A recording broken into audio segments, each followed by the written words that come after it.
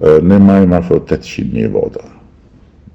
Këtë herë do marrim më shumë edhe për shkak të diasporës. Tani si mendon ti për shembull që 800.000 njerëz janë të blerë, janë të çfarë, nuk janë shqiptarë të ndershëm?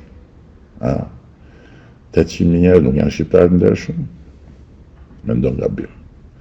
Dhe se kush do ndëshkohet 11 maj, ja erdhi 11 maj, do ta shohim, jam dëgjuar shpesh këtë këngë.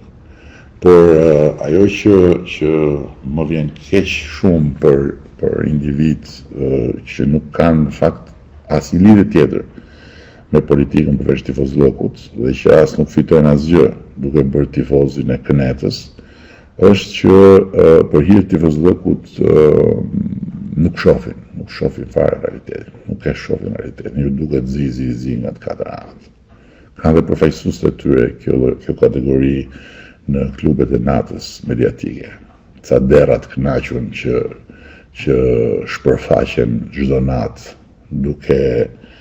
duke sharë, duke shpifur në mënyrën më persistente. Po më vjen keq se pastaj vinë zgjedhjet, hapen kutit edhe zhgënjehet.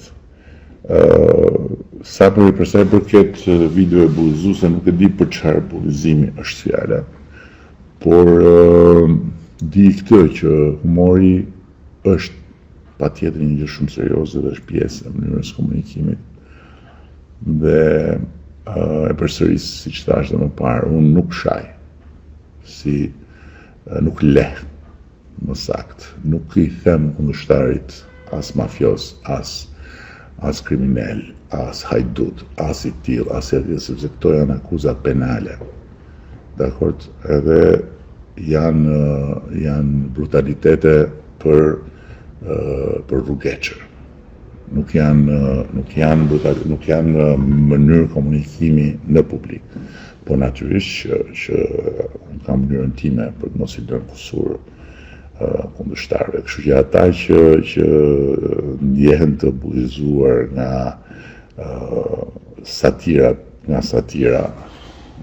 duhet ta llogarisim pak se si duhet të ndjehet dikush që vihet në mënyrë të vazhdueshme në shënjestër me të gjitha fjalët më të ndyra